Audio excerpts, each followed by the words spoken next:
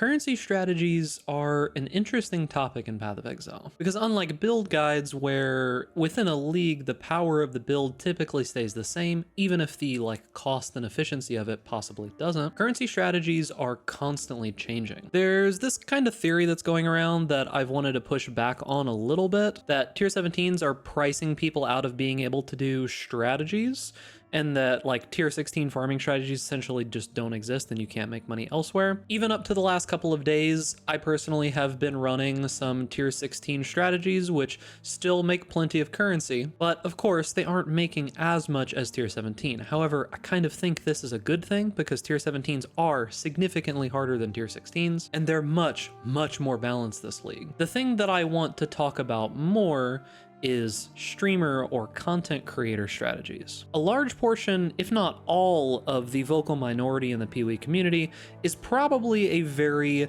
large consumer of PoE content. They've followed or subscribed essentially every single content creator that could ever post a video strategy about anything, and there's this one glaring issue with content creator strategies that I kind of want to go over in this video. If you're enjoying this content, make sure to give it a like so that you see more videos like this, and consider subscribing to the YouTube channel as well to stay up to date with all my latest content. Without further ado, let's talk about why streamer currency strategies don't work. Now, this is a problem that I've known about for a very long time, and I want to preface this by saying that I think there are very few, if any, content creators who are maliciously doing this. So let's not go on any witch hunts about, content creators ruining the economy or anything like that. They're just trying to help, but unfortunately there's a problem with the help. Now, one of the biggest things that I've noticed under the comment sections on YouTube about currency strategy videos is a lot of people will see a video say, hey, 30, 50, 60, 80 divine per hour. They try it themselves and they get a fraction of that. So let's talk about what a currency strategy is. So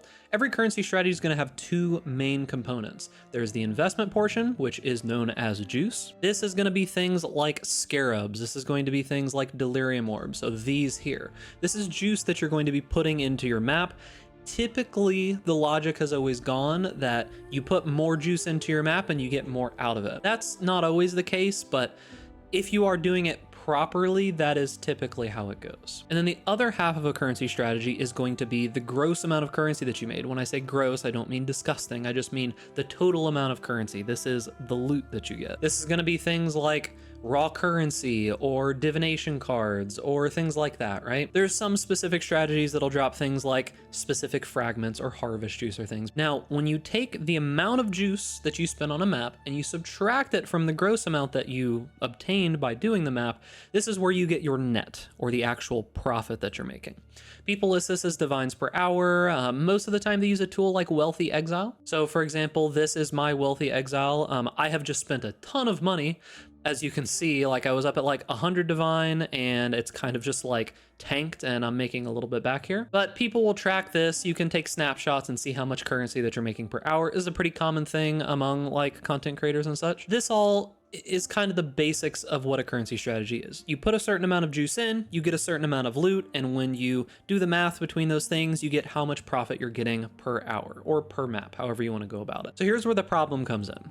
So a streamer makes a video, right? Say any content creator says, hey, I'm doing this strategy and it's working really well. I'm making 50 divines an hour. You should try it too. There's two particular kind of issues that happen whenever a content creator makes a video. So as we said before, if we go and look at something like scarabs, there are going to be some particular scarabs that get these insane rise in cost that you can see here. Ones that just suddenly skyrocket by 50%, 60%, 100%.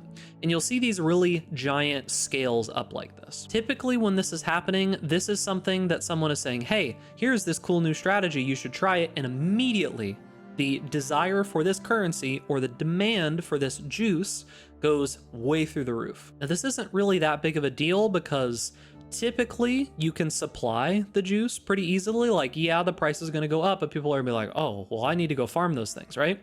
Say delirium orbs get super expensive. People are like, okay, well, I'm going to go farm delirium orbs and sell them to those people. So it kind of evens out a little bit. Say, for example, the juice to start a map starts at 20 chaos per map or so, and that content creator releases a video and it spikes up to 40 chaos. After a few days, it'll probably start to come back down a little bit and it'll land somewhere in the 25 to 30 C per map, right? A little bit higher than it was previously because more people are aware about it. but not the huge giant spike that it was at. This is typically what you'll see with situations like this, where you have this giant upward curve and then it just kind of slowly goes down over time. The problem is on the other side. The problem is on the loot. So what ends up happening is that not only does the demand for the juice increase, the supply of the loot actually increases quite a bit as well. There's a lot more people running that strategy. And depending on what that loot is, you can have situations where the loot supply is suddenly massive and there's not really anybody to buy it. So the price just keeps going down, down, down, down, down, down. Now, in the most extreme circumstances, we've seen currency strategies absolutely tank the cost of just generic items in the game. Like, it's tanked the cost of divine orbs before. It's just completely tanked the cost of basically all scarabs except the ones that people were using at the time. Like right now, ambush scarabs are the big thing right now. Ambush scarabs are way up here. Like if we look at just ambush, 170, 20, 9, these 3 scarabs are super useful, and you can see that these giant spikes are happening because people are starting to realize it. So the problem you run into is that this huge supply, if it's not of just generic currency, if it's certain fragments or it's certain like league mechanic stuff, like there is just going to be this fall off in the actual amount of loot that you're getting. And what it does is it kind of moves the two sides together of like the amount of loot that you're getting and the cost of investing in it until it gets to the point where it kind of prices everybody out. And something that's happening here is that people are thinking that tier 17s are the problem. But realistically, the issue is that the sides are coming closer and closer, and the only thing that's keeping them from meeting is the fact that doing the strategy in tier 17s tends to be a little bit better, because in general, tier 17s are more rewarding. So yeah, some of the most extreme examples are only going to be profitable in tier 17s, but that's not everything. For example, a strategy that I was doing a couple of days ago involved delirium orbs. What a lot of people don't realize is that these diviner's delirium orbs, they changed these when they did the stacked deck change a little bit ago, and no longer do they just give you like a random amount of things. These always give you 1 stacked deck per delirium orb that you use on a map every single time. So the idea is that you can set up something where you're doing tier 16 maps, whatever they might be, and you are just trying to brute force as many rewards as you possibly can and get out of the map. There was a setup that I was doing with 4 diviner's delirium orbs, and I was putting like breaches and beyond on my map device, zooming through the map, killing as many things as I could as quickly as I could, getting to like 17 rewards, and then just dipping, just trying to get my maps per hour as high as I possibly could. And I was making a ton of money in tier 16s. Yeah, they were 80% delirious, but you know, I was doing it on just a random bow character. It wasn't that invested, and I could zoom through those maps. Currently, Diviner's Delirium Orbs are about 5 chaos each. I was buying these for 15 to a divine. And when I was buying them at 15 of these to a divine, I was making a pretty good amount of currency, like 0.3 divine per map. And the problem that we run into now is that a bunch of you are like, oh, I kind of want to try that strategy. Can you show me? Even by me just talking about this Diviner's Delirium Orb, there's probably going to be a noticeable uptick in the price of this, just from making this video, depending on how popular it gets. So the problem here is that I could give you that strategy, and maybe I'll make a video about the strategy, but the problem is that it immediately is going to be worth less. But this is kind of the effect that I think a lot of people are seeing, is that the demand for the juice is going up, meaning that the cost of it's going to go up, and the supply of the loot is also going up, meaning the cost of that is going to come down. It moves those two sides closer together, and it makes the strategy less viable. The margins, which is what that's called, like the amount that you can make, the profit that you can make, are getting slimmer and slimmer and slimmer. This is what pushes people into these tier 17 strategies, because just in general, tier 17s drop more currency. They drop more scarabs, they drop more loot. I've talked a lot about what the actual problem is, and let's talk about some ways or some strategies that you can fix it. First off, strategies that aren't affected.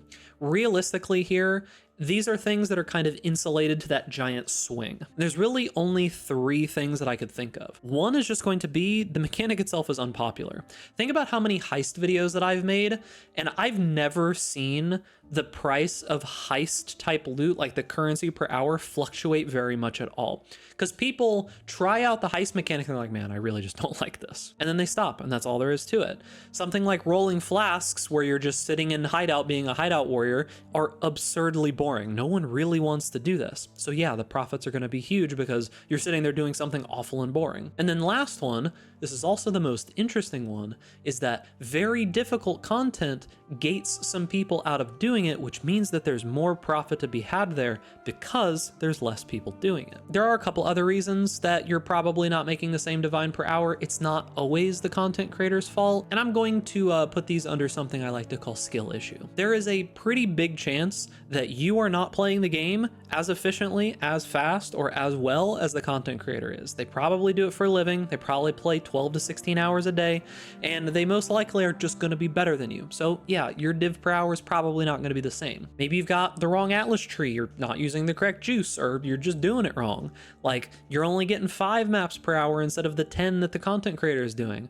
Or maybe you don't know how to sell your items properly, or you're spending too much time selling items instead of just like bulk selling all of them at once. There's a bunch of different things that you could be doing wrong, but if you improve your skills a little bit, there's a pretty decent chance that you could get some better currency. And the last thing is, I kind of want to talk about how you can actually make more currency even with using these strategies. Be aware of what's going on. This one is a little hard because you have to kind of be like terminally PoE brained, but if you check a video, or even better, see the streamer doing it before they make a video about it, you've got a big head start on starting that strategy where you have enough time to be able to make a whole bunch of currency from it. So if you get in early, you're gonna have a better time.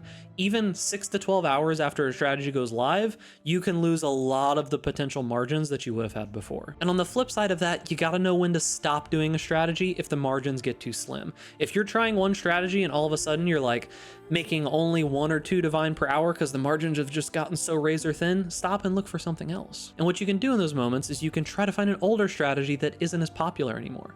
Go think of all the league mechanics that you liked doing in the past and see if there's anything that you can figure out, like maybe I can do rituals, or maybe I can do some delirium stuff or harvest or anything else that's not like the current meta strategy of farming strong boxes in tier 17 content. And then, as I said, improving your efficiency, just getting more maps per hour done, this is just going to get you more currency almost no matter what you're doing. If you just play faster and play more, you're obviously going to make more money. And then the last thing, and this is the one that I want to talk about the most, is actively trying to get better at the game and actively trying to improve your character, or earning currency for a better character, is going to allow you to do harder content. This is the number one thing. If you've watched this entire video and you want to take away one point that's going to make you just significantly better at making money, is you need to just invest into your character. You need to make your character stronger, and you need to learn how to play more difficult content. You would be surprised how straightforward it is that you can go from absolutely nothing to doing giga juiced tier 17 maps. You could do it in a couple of days. Absolutely. It's possible. You just have to work on making your character stronger and actively trying to improve yourself at the game. Not just playing and, like seeing what happens. Try to figure out, why are you dying so much? Why are you not doing enough damage? Is there something I can do to make my character stronger? If you figure those things out, you're probably gonna have a better time. And that's gonna be it for the video. Notes are always down in the description. And remember, boys, if you enjoy this content, make sure to give this video a like, subscribe to YouTube channel, hit that notification bell to stay up to date with all the latest videos, and stay safe out there in Ray Class. And I'll see you guys in the next video.